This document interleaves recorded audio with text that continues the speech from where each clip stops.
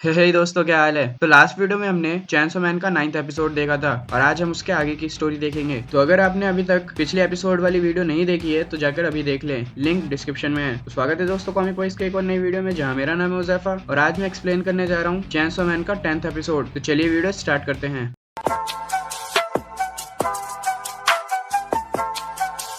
तो last episode में हमने देखा था कि माकिमा और कोबेनी की वजह से कटाना मैन और अकाने का प्लान फेल हो जाता है। तो अब आगे। तो एपिसोड के स्टार्टिंग में हम देखते हैं कि आकी हॉस्पिटल में होता है और उसके बगल में डेंजी और पावर बैठकर डेथ नोट की मांगा पढ़ रहे होते हैं। डेंजी सेब खा रहा होता है तो पावर ये देखकर उससे सेब छीनने लगती है। तो डेंजी उससे कहता है कि कायोरो के लिए कोई सेब नहीं है, जिसपे पावर झूठ बोलते हुए कहती है कि मैं भागी नहीं थी, मुझे बस भूख लगी थी तो मैं खाना खाने घर गई थी। और उसके बाद दोनों लड़ने लगते हैं। आकी उनसे पूछता है कि डिवीजन 4 में कोई जिंदा बचा है या नहीं। तो डेंजी उसे बताता है कि कोबेनी और एक चश्मे वाला बंदा, वो दोनों जिंदा बचे हैं, पर उस बंदे ने भी जॉब छोड़ दी है। आगे डेंजी कहता है कि हम दोनों को माकिमा ने बुलाया है तो हम जा रहे हैं। पावर कहती है कि मैं तो बस यहाँ तुम्हारे फल खाने आई थी, और वो चली जाती है। फिर डेंजी भी आकी के लिए एक सेब रखकर चला जाता है। आकी अपनी तलवार उठाकर कर्स डेविल से पूछता है कि अब मेरे पास अपनी जिंदगी का कितना टाइम बचा है, जिसपे कर्स डेविल कहता है कि सिर्फ 2 साल। ये सुनकर आकी सिगरेट जलाने लगता है, पर तभी उसे हिमेनो की याद आ जाती है और वो जोर जोर से रोने लगता है। डेंजी भी आकी की रोने की आवाज सुन लेता है क्योंकि वो दरवाजे के पास ही होता है। वो यहाँ अपनी मांगा लेने आया था। डेंजी कहता है कि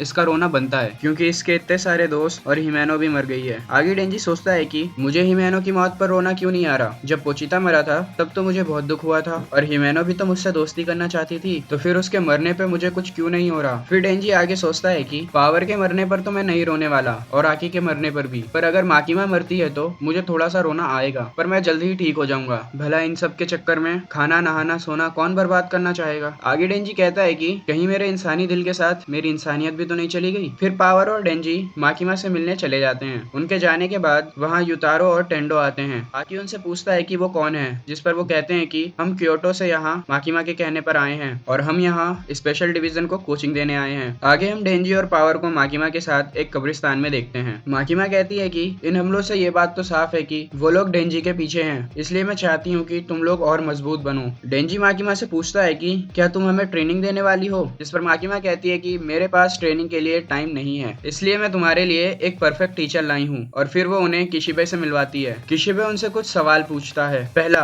उनके पार्टनर के मरने के बाद उन्हें कैसा फील हो रहा है, जिस पर वो दोनों कहते हैं कि मरे ही तो हैं, इसमें कौन सी बड़ी बात है। दूसरा, क्या तुम उनके मौत का बदला लेना चाहते हो। वो कहते हैं नहीं। तीसरा, तुम किनके साइड हो, इंसानों के या डेविल के, जिस पर डेंजी कहता है कि जो उसका अच्छी तरह ख्याल रखेगा वो उसके साइड है। और पावर कहती है कि जो जीतेगा मैं उसके साइड हूँ। उनके जवाब सुनकर किशिबे उन्हें फुल मार्क्स देता है और कहता है कि ये दोनों बाकियों से अलग है, जो कि अच्छी बात है, और माकिमा को यहाँ से जाने के लिए कहता है और वो अभी से ही उनकी ट्रेनिंग स्टार्ट करेगा। माकिमा के जाने के बाद किशिबे खुद को इंट्रोड्यूस करता है और कहता है कि मैं डिवीजन 1 का हंटर हूँ और मुझे बहुत अच्छा लगता है जब कोई मुझे टीचर या सेंसे कहता है, और साथ ही मुझे शराब, लड़कियां और डेविल्स को मारना बहुत पसंद है। और ऐसा कहकर वो दोनों को इतने जोर से गले लगाता है कि उनका दम घुट जाता है और वो उनकी गर्दन तोड़कर नीचे पटक देता है और उनसे कहता है कि तुम दोनों इंसानों की तरह कमजोर हो। फिर वो उन्हें खून पिलाता है जिससे वो रिकवर हो जाते हैं। डेंजी पूछता है कि तुमने ऐसा क्यों किया। किशिबे कहता है कि मैं तुम्हें सिर्फ माकिमा के कहने पर ट्रेन कर रहा हूँ, क्योंकि गन डेविल तुम्हारे दिल के पीछे है और तुम बहुत कमजोर हो, इस वजह से माकिमा को तुम्हारी फिक्र है। आगे वो कहता है कि मैंने बहुत से बंदों को ट्रेन किया है, पर मैंने कभी किसी डेविल को ट्रेन नहीं किया, तो मेरे पास तुम्हें ट्रेन करने का एक आइडिया है। मैं सबसे पावरफुल डेविल हंटर हूँ और आज तक कोई भी डेविल मुझे हरा नहीं पाया, तो जो डेविल मुझे हरा देगा वो मुझसे ज्यादा पावरफुल हो जाएगा। तो अब तुम्हें मुझे हराना होगा और तब तक मैं तुम्हें इसी तरह मारता रहूंगा। पावर कहती है कि ये आदमी दिमाग से पैदल है। किशिबे उनकी तरफ मारने के लिए आता है। पावर अपने ब्लड से एक हथौड़ा बनाकर डेंजी को देती है। डेंजी किशिबे को मारने जाता है, पर किशिबे उससे पहले ही डेंजी के सीने में और सर में चाकू मार देता है। फिर पावर भी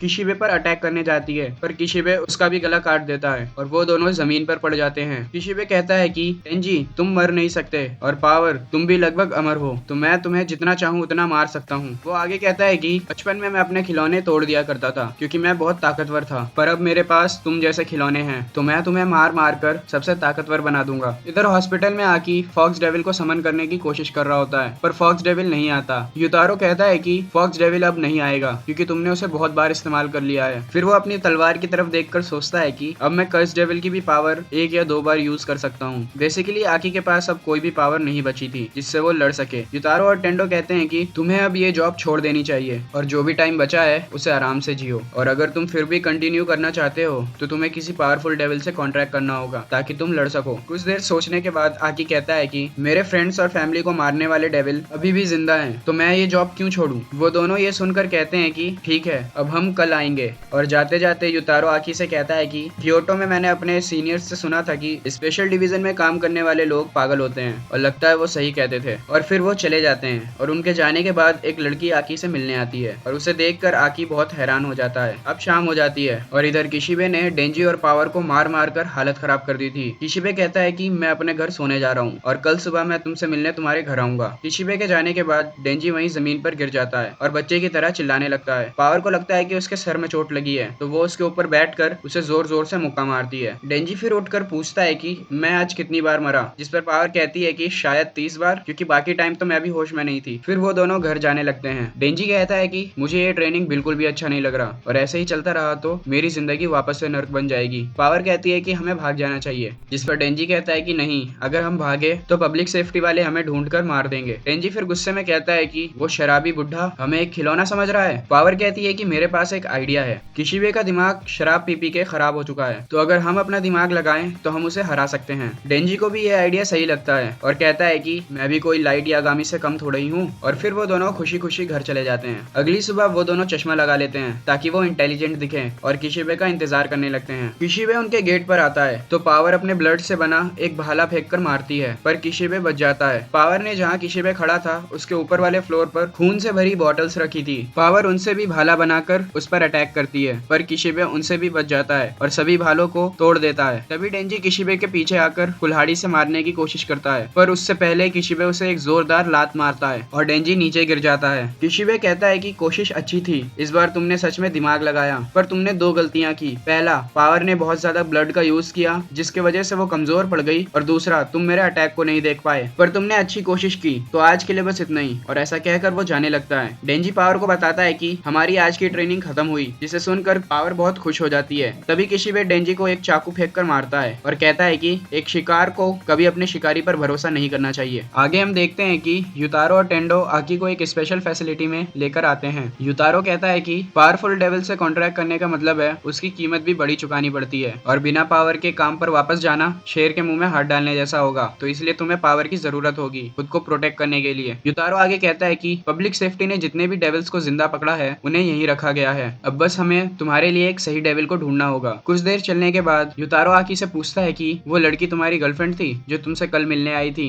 इस पर आकी कहता है कि नहीं, वो मेरे पार्टनर हिमेनो की छोटी बहन थी। युतारो कहता है कि वो जरूर तुम पर गुस्सा करने आई होगी, जिस पर आकी कहता है कि ऐसा नहीं है, वो मुझे कुछ लेटर्स दिखाने लाई थी जो कि हिमेनो अपनी बहन के लिए लिखा करती थी, पर हिमेनो की बहन चाहती थी कि आकी भी उस लेटर को देखे। आकी देखता है कि उन लेटर्स में ज्यादातर बातें उसी के बारे में लिखी गई थी, जैसे हिमेनो ने लिखा था कि मैं आकी को जॉब छोड़ने के लिए मना रही हूँ, पर आकी मान ही नहीं रहा, और ऐसा ही बहुत कुछ। आकी उन लेटर्स को पढ़कर ये समझ जाता है कि हिमेनो उसे लाइक करती थी। अब यहाँ वो लोग सेल नंबर 108 पर आकर रुक जाते हैं। युतारो कहता है कि इसके अंदर फ्यूचर डेविल है, और क्योंकि काफी लोगों को अपने फ्यूचर से बहुत डर लगता है तो इस वजह से ये डेविल स्ट्रॉन्ग है। युतारो कहता है कि पब्लिक सेफ्टी में सिर्फ 2 ही ऐसे बंदे हैं जिसने कि इस डेविल से कॉन्ट्रैक्ट किया है, जिसमें से एक ने अपनी आधी जिंदगी इसे दे दी और एक ने अपनी दोनों आंखें, सूंघने और चखने की शक्ति, पर शायद तुम इससे बार्गेन कर पाओ। और ऐसा कहकर वो आकी को सेल के अंदर डाल देता है। आकी को फ्यूचर डेविल की एक आंख दिखाई देती है और ये एपिसोड यहीं खत्म हो जाता है। तो अगली वाली एपिसोड हम अगली वाली वीडियो में देखेंगे। तो आज के लिए बस इतना ही। अगर वीडियो अच्छी लगी हो तो लाइक कर देना, चैनल को सब्सक्राइब कर देना। मिलते हैं अगली वाली वीडियो में, तब तक के लिए गुड बाय।